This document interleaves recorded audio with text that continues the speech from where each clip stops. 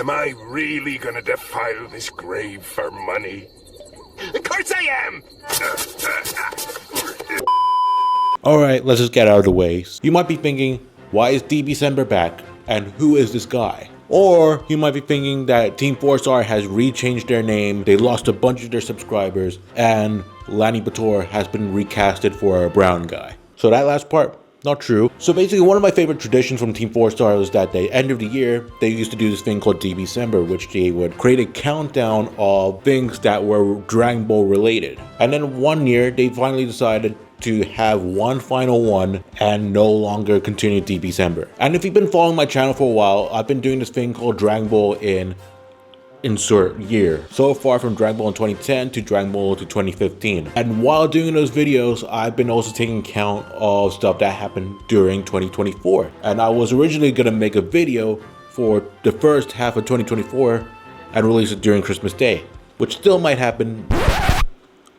So that never happened. As you can tell, this is January and DBcember is usually on December. Well, I did finish DBcember on December, but I decided to compile all the videos into one. So all these videos you see here, they're gone. I'm like Thanos snapping. Except I can't snap. For some reason you want to see those individual videos again, they are still available on a playlist. So you can still see those individual parts by themselves, especially with the editing errors. Listen, I got too used to the Dragon Ball in 2014 video, so that's why I put 2014 on the top right for the first couple of videos. If you're wondering what's going to happen with the Dragon Ball in 2024 video, I'm still going to make it. It's going to be released this month for sure. It won't be split into two parts, but I'll explain more of that in the end. But not only is this a compilation of the top 12 moments of 2024, but it will also have an honorable mentions list that I didn't have the chance to do because I was ill at the time of making those videos. So if you haven't seen the original videos, it's just gonna be me doing the commentary. So don't expect clever banter between three funny voice actors, just expect me. But hey, that doesn't mean we can't have a good time, right? Right? 12. You think you're the drink, bitch? You're not even the cup! So I know this is certainly a choice, but considering what's going to happen to TikTok's future, I think I might as well add it onto here, just because of how integral the Dragon Ball community is on the TikTok platform, whether it be Vegeta's political opinions. I'm not a big fan of the government. 30 on 30. I'm not a big fan of the government. 30 on 30 on 30. I'm not a big fan of the government. 30, 30, 30. Or why Trunks is suddenly called the Drink, which by the way, some people actually think his name is the Drink, which through Dragon Ball's naming conventions, I can see why they would think that. Even Kyle Heber is gotten into it, because sometimes he goes on TikTok live and people ask him to say the most brain-rotted terms in Gohan's voice. What if instead of Super Saiyan 2, it was Freaky Saiyan 2? And there's definitely more that I haven't mentioned, and I know there's gonna be so many more next year. One thing Dragon Ball is known for, besides high intense action, screaming, and lots of fun, is definitely the meme culture behind it. There will be people that will sneak in an over 9,000 reference somewhere, or even the Supreme Goku trend, but whatever the next big meme is, I'm sure it'll become the next massive thing, like Ninja's low taper face. 11. I can imagine this will be a bit of a controversial pick, but I can't deny it. This idea is so cool, and theme parks have been around ever since Disneyland? Well, anyway, the idea of an amusement park based on my favorite franchise is extremely hype. Dragon Ball is no stranger to amusement rides, based on different locations within the franchise, with 5 major attractions, hotels, restaurants, and more. This is certainly a type of dream a Dragon Ball fan would want, and it all looks so promising until you actually know where it's being located. And it's not gonna be in Japan, it's not gonna be in America, it's not gonna be in any Hispanic country, it's gonna be in Saudi Arabia, specifically in Riyadh, which is where a lot of pop culture and media and entertainment is emerging right now. I know there's a lot of Arab Dragon Ball fans out there, but it feels so weird considering how lewd OG Dragon Ball is. I'm currently watching the series right now, and the amount of stuff that Master Roshi does is crazy. So when you go to Kame House, are we expecting Master Roshi to be a little bit halal? Like, what's gonna happen over there? Not to mention how strict Saudi Arabia is with religion. As you can see in the concept art, Beerus's planet is on there. So how are they gonna refer to that character? Will Beerus still have his God of Destruction title? Like, I checked the Arabic dub's censorship wiki, and I think he's still referred to as a God of Destruction over there, but please correct me if I'm wrong in the comments down below. On top of that, I know people wanted me to mention this, there will be people that will be reluctant in going there due to news coverage about the ethics about that country. But what I'm hoping is that this will become very successful, just so we can get the Dragon Ball theme park in other countries. Like, if they do it next door to Drake's house, I think him and Master Roshi will get along pretty well. 10. If you ever wonder why people are still playing Xenoverse 2 after 8 years, well, I assure you it has to do with the modding community, because Xenoverse 2 revamp is absolutely amazing, even though very admittedly I haven't played it. I've seen gameplay of it and I think it looks awesome. However, I got a new PC a while ago and I haven't gone around downloading the Xenoverse 2 mod installer. Not to mention I have been busy playing other stuff as well. Nevertheless, when I see the custom story animations, I am just mind blown that the Xenoverse 2 modding community has gone this far. I haven't even mentioned the extra characters from Super Dragon Ball Heroes and from the manga, which, by the way, Bandai Namco, please add characters from Super Dragon Ball Heroes. The series is basically Xenoverse. It fits in perfectly so well. Like, come on, Super Saiyan God Trunks, Super Saiyan 4 Xeno Goku and Vegeta, you got Goten, people like Goten, and I haven't even mentioned all the other characters that the revamp team added. Originally, I was going to put the Xenoverse 2 Future Saga DLC in there because I did kind of like the first DLC chapter, but then they released the second DLC, which then led me to self-reflect a little bit and realize, man, Xenoverse 2 is really washed with the way it's heading right now. Like, look at the roster for the first DLC lineup for the Future Saga. They're all characters that exist in the base game or in a previous DLC. Yes, you can play as Super Saiyan God Vegeta with a black purple tint on him. The only original character is probably base form Broly. Not only does he look different from the other forms, but he also plays very differently as well. But either way, the game needs to progress hard and actually listen to what the fans want instead of just grabbing deep into our pockets just for a 1-hour story to pad out the playtime. Thankfully, whenever it comes to Dragon Ball games, the modding community always pulls through and just gives that game more life. And now, because of Xenoverse 2 mods, most of us just consider it as Xenoverse 3 at this point. I really hope that Bandai learns from this and try to distance the game from being a live service model like a Fortnite or anything like that. Although I'm not opposed to the idea of doing the gritty in Canton City. 9. When Dragon Ball Daima was announced and everyone saw Goku turn into a child again, there were only two things that went through fans' minds. Goku turning into a child again? That's kinda lame. By the way, I wasn't one of them. I was actually kinda excited about that. And who's gonna voice Kid Goku? Because we know that Colin Clinkenbeard has been taking over the role for quite a while now, but everyone has been familiar with Stephanie Nadolny's voice. Is it Nadolny? Is it Nadoni?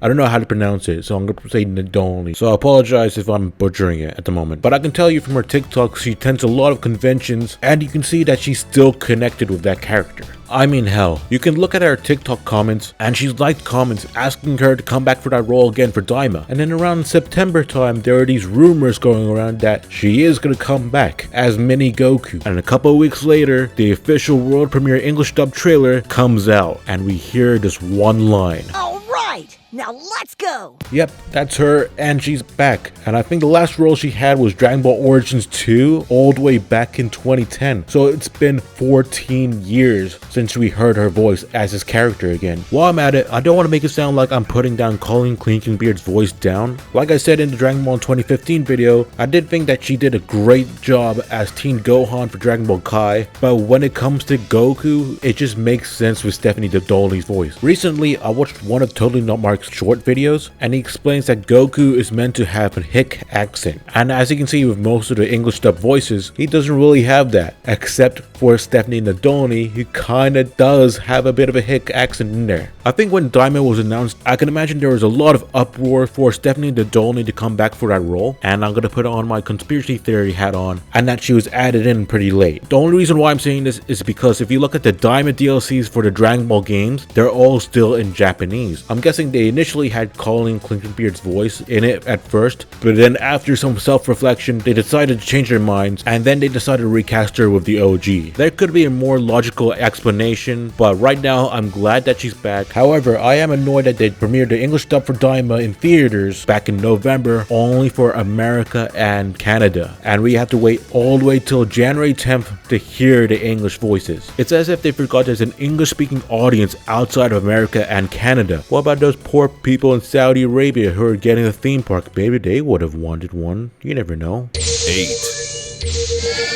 I know that these videos are meant to be positive and supposed to reminisce the good side of the Dragon Ball fandom, but I also think it's important to highlight all the crucial stuff that's going to affect the fandom and the franchise in the future. To explain, this is Akio Iyoko. He was the editor-in-chief of V-Jump magazine before becoming the head of the Dragon Ball Room in 2016, which if you don't know, the Dragon Ball Room is basically a department in Shueisha that is entirely dedicated to the Dragon Ball franchise, and Iyoko worked directly with Toriyama as they planned the future of the series. But in 2022, people at Shueisha weren't happy with the way that Iyoko was managing the franchise and all of Toriyama's properties. For example, he was the one that greenlit the Sandland film without consulting with anyone. I would imagine Toriyama knew about it though. But Shueisha didn't like it, so he was relegated to a different department. Iyoko, the based man that he is, he parted ways with Shueisha a year later along with several other people, and they established a new company called Capsule Corporation Tokyo. Yes, that's right, we got Capsule Corp before GTA 6. And then yeah, they became the ones that handled Toriyama's IPs, and that includes the Dragon Ball anime, the games, etc. Excluding the manga rights which Shueisha is going to be keeping. And this is where it gets a little convoluted, because the people at Shueisha were concerned that they would lose the manga rights to Dragon Ball, and that's one of their biggest cash cows. And it's not like DC or Marvel where the creators of the comics, they'll create something for the company and the company retains the rights for that comic. Well, the chairperson for Shueisha attempted to secure the rights for the Dragon Ball IP by visiting Toriyama's home. Well, he was pretty unsuccessful. However, with Toriyama's passing and Toriyama's family retaining the rights to the Dragon Ball IP and all of his other stuff, what will happen to the future of the franchise now? Because it's up to Toriyama's family to decide who they feel they can trust with the rights to the Dragon Ball IP. Well, whatever the case is now, I really hope they can find a resolution after Daima ends, because people like me want to see more Dragon Ball, and I really want to see all of Toriyama's other works be adapted into an anime format, especially Saving Soldier Cashman. I need a proper anime adaptation of that. Nevertheless, it is kind of ironic that Shueisha is in a copyright dispute, just like how so many YouTubers have been because of that company. 7. It's a new day. Yes, it is.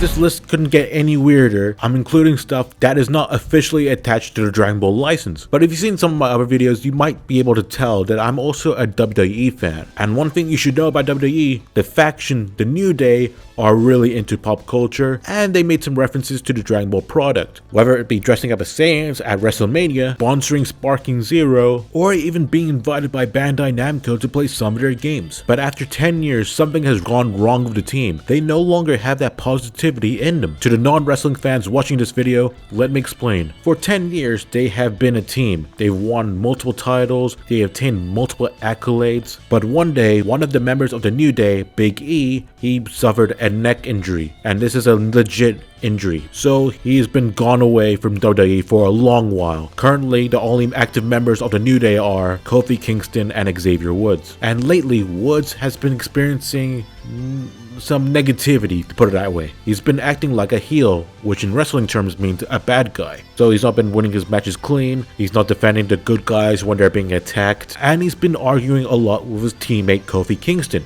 And the first notice of how Kofi and Xavier are no longer morally aligned is when they came out with their new wrestling gear that's reminiscent of Goku and Goku Black. Well, that night did not go well, and not too long after was the New Day's 10th year anniversary, which so many people, and probably even myself, speculated that they were going to split up on that day. Well, they didn't, but they did both turn heel. And all it took for them both to reconcile was to take out their anger on Big E because of how distant he became after his injury. And honestly, Kofi and Xavier made some pretty fair points, but the way they did it, it was a bit aggressive and mean. And I just want to add one more point here. For most of his career, Kofi Kingston has always been the good guy. But if you look closely around his neck, he's wearing a Majin necklace like Majin Vegeta. That was the most subtle foreshadowing for that night. While I'm sad this is what the New Day has become, I could not express enough. WWE has really become cinema. And if you're still judging me for watching wrestling, let me remind you, you're watching a video based around anime fighters turning their hair yellow and then screaming at each other. 6.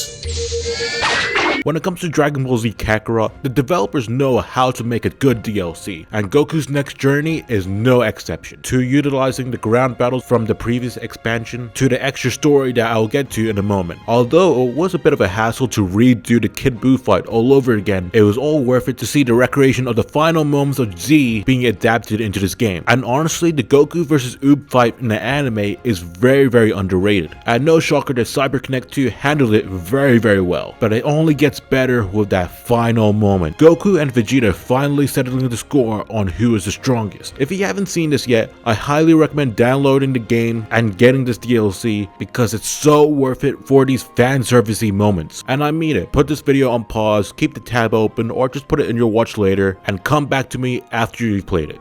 Okay, you're back. Okay, you see what I mean, right? That the recreation of the Saiyan Saga moment, they're not even using god forms and it still looks hype as and you think Vegeta's gonna lose like last time, but then he pulls out the final flash? What? Although the DLC is not perfect, like I wish I could have played as Oob during that match against Goku to see his perspective and to play with a character with a different moveset. That last moment kind of made me forget about my grievances about this DLC. And given what we know about Dragon Ball Daima so far, I'm so looking forward to CyberConnect 2 making a Daima DLC for Dragon Ball Z Kakarot. And I think it's gonna be so awesome. 5. So Dragon Ball Heroes is gone, kinda.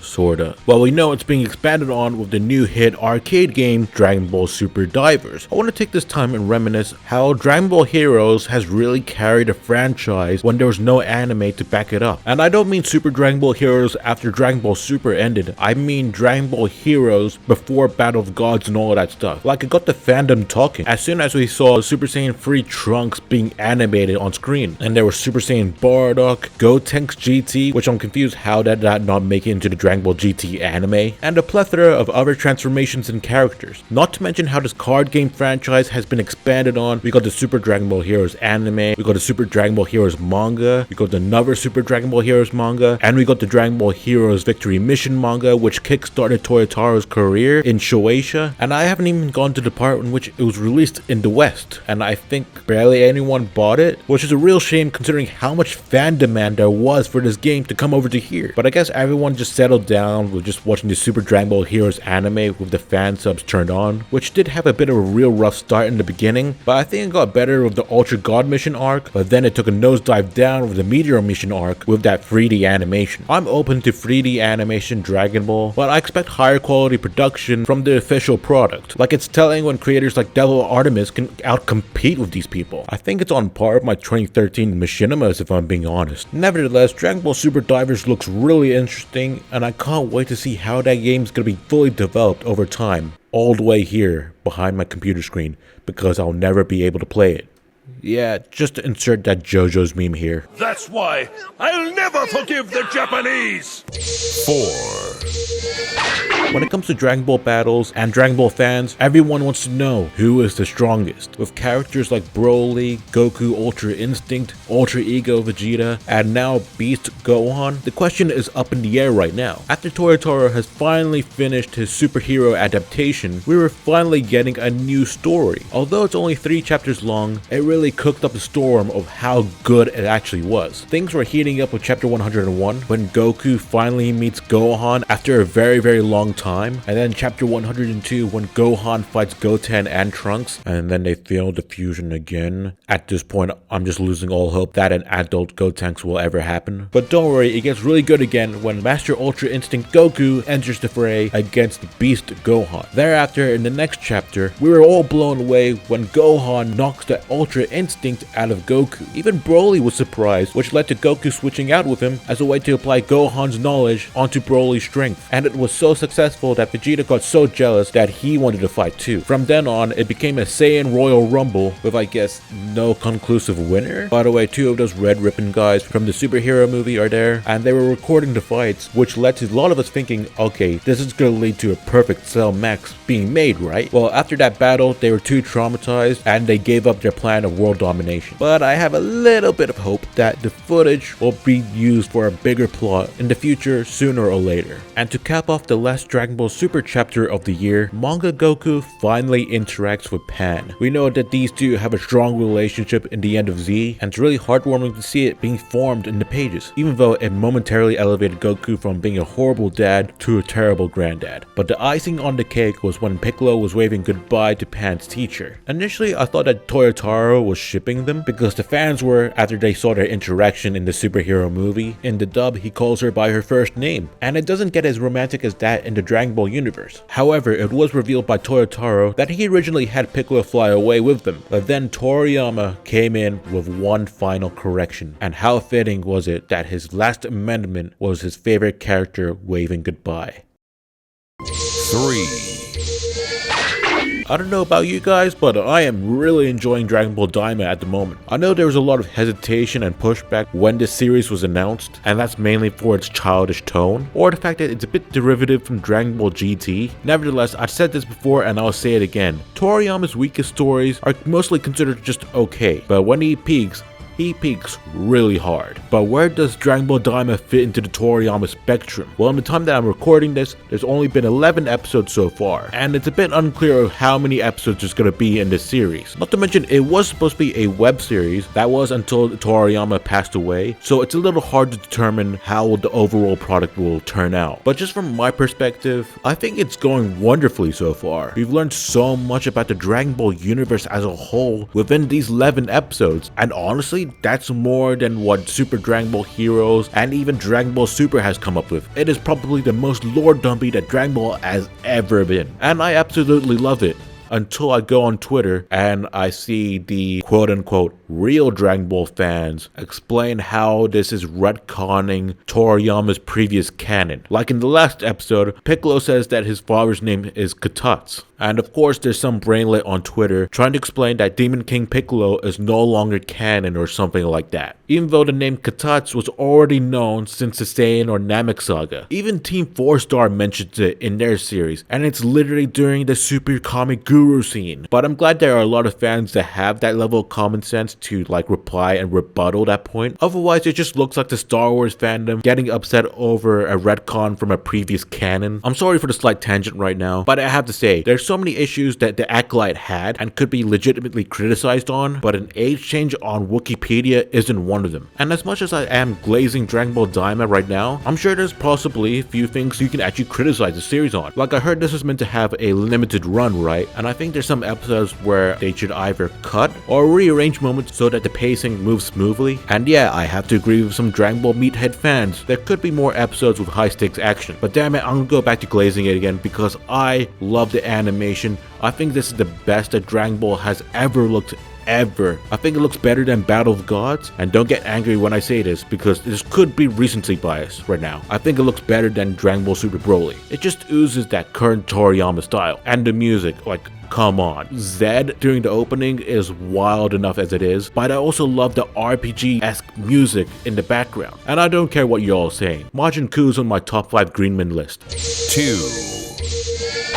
I think I'm still in disbelief that this game even came out. People have been begging for a true sequel to Budokai Tenkaichi 3 since after 2007. I think ever since the Xenoverse games, people have lost all hope for a Tenkaichi 4 to ever happen. But the fandom still persevered. They made their own Tenkaichi 4 mod using Tenkaichi 3 as the base model, and that's how the Tenkaichi community kept it alive. But I reckon that Bandai Namco, with all that Xenoverse 2 DLC money, took notice of the Tenkaichi fans and realized maybe it's worth an investment. And it definitely definitely paid off as the pre-order sales outdid Call of Duty Black Ops 6. It's the 4th most sold game in 2024 and fans absolutely loved it. Like, I was worried that the game looked a bit too similar to Dragon Ball Z Kakarot, but once you get your hands on it, it feels like a Tenkaichi game. And I'm not talking about like Raging Blast, it feels like a true Tenkaichi game. I'm not gonna pretend that there aren't any issues here though. Like, if you're not familiar with the anime or even this game franchise, you're gonna be so lost. And that's one of the main reasons why there was a decrease in player base for this game, amongst other reasons that I talked about in this other video that I made. Nevertheless, I've been having a lot of fun playing this game, and honestly, I'm just so glad to play a Tenkaichi game not on an emulator and also be able to play with actual other people online, even if they're toxic Broly or Vegeta players, which by the way, rest in peace with them because of the new patch. Now let's look away from the competitive side and focus on the story mode, because man, those what if stories are incredible. From simple things like what if Vegeta never got brainwashed by Babidi, to stuff that we wanted to see like what if Trunks stayed behind in the past, to crazier things like what if Gohan Black is a thing. And then it gets even more crazier when the developer said, you know what?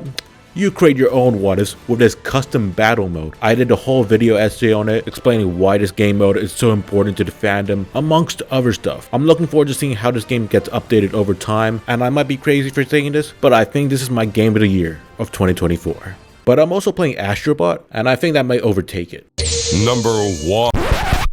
Okay, I did promise an honorable mentions list, so let's just quickly go through it. So Sandland was a great series, and I also really enjoyed the game, but the thing is, it's not Dragon Ball, so it doesn't really qualify to be in the top 12 list, but I just want to put it out there because this is one of Toriyama's last creations, and I thought it was really fun. Like I said on number 10 on the list, the Universe 2's Future Talk DLC was gonna be on there, but I opted to choose not to add it because of how I felt with the second DLC chapter, and I felt that the revamped team deserved that credit more than what Bandai Namco put out with a price. And the last of the honorable mentions is the Dragon Ball Super Gallery tributes. So basically these are redrawings of the Dragon Ball volumes by different mangakas, and they did it with their own style. It's all cool, but it didn't quite break through my top 12 list. Number 1. I mean, there's absolutely no way of disputing this. In the middle of the night, on March 8th, I received a notification stating that Masako Nozawa announces the passing of Akira Toriyama. It was a very surreal and unbelievable thing to hear, and that's due to him having so much influence on various type of communities. I'm not talking about the creative and art communities or anime or manga or comics. I'm talking about pro fighters, musicians, and other pro athletes out there. His work is pretty much timeless, like honestly around the same level as a Star Wars, Marvel, DC, etc. Like the other day I saw a tweet by someone who claimed to be 14 and a Dragon Ball fan, and using my deduction I realized that he was 3 years old when Battle of Gods came out and 5 when Dragon Ball Super debuted. Hopefully your hair didn't turn gray like mine did when I realized that, but I remember on that day just looking through social media and so many posts, so many TikToks and YouTube videos just stating thank you Toriyama. While I'm at it, I want to encourage people to check out Akira Toriyama's Manga Theater. It's a collection of his one-shot manga pieces, and if you look through each of them, you can piece out ideas which influenced Dragon Ball and Dr. Slump and other franchises. Also, if you made it this far into the video, please tell me how you got into Dragon Ball or any other Toriyama related media.